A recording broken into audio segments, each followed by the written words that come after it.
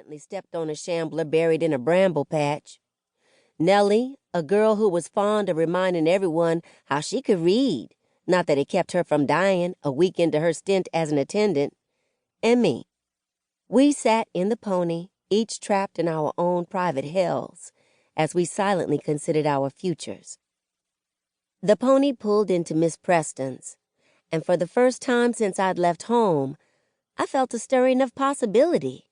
See, Miss Preston's looked like home to me. Oversized oaks, white split-rail fence, deadlier exterior fences, a wide lawn. The school had been built in the manner of a plantation house, and while such a design caused the other girls to suck their teeth and shake their heads, it made me feel something that few places have made me feel: safe.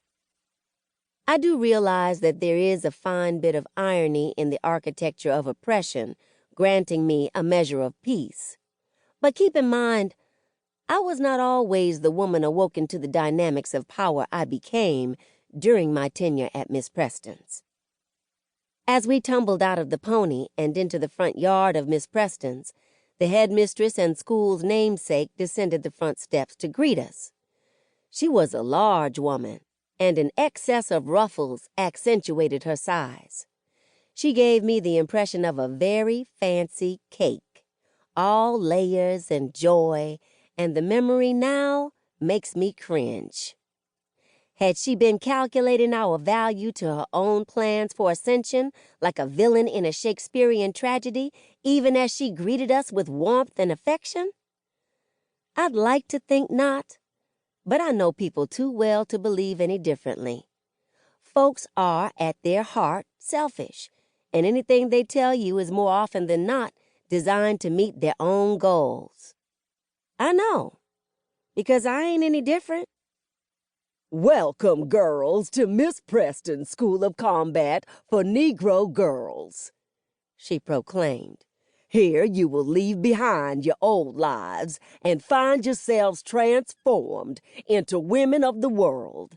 It will be you who attend to and protect the finest and most elite women in this country. You will lead lives of bravery and service, and your future is now full of limitless potential." Silence was our only response, because every single one of us would have done anything in that moment just to get back home. "The upper-class girls behind me will escort you to your rooms. You'll each start with Form 1 lessons. As you get settled in, the girls will explain to you the household rules.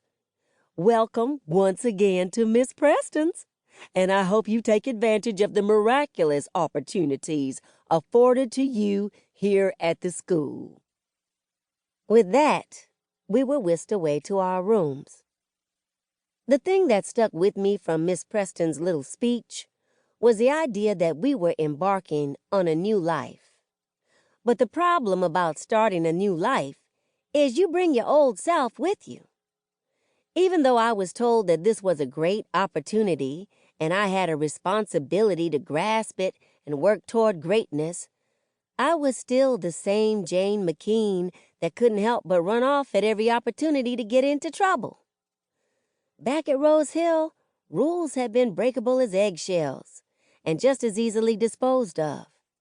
My impetuousness had, more often than not, been rewarded with indulgence, not punishment. And I suppose part of me had expected somewhat of the same at Miss Preston's.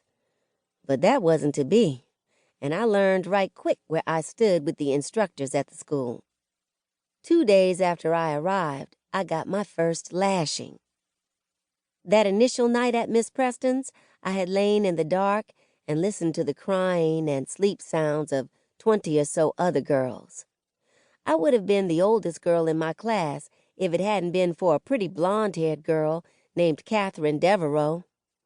I couldn't say why I hated Catherine so much on first sight. Maybe it was her bossiness. Maybe it was the way all the other girls gravitated to her, as though her friendship and approval could change their lives. Or maybe it was because she smiled all the time, always smoothing things over when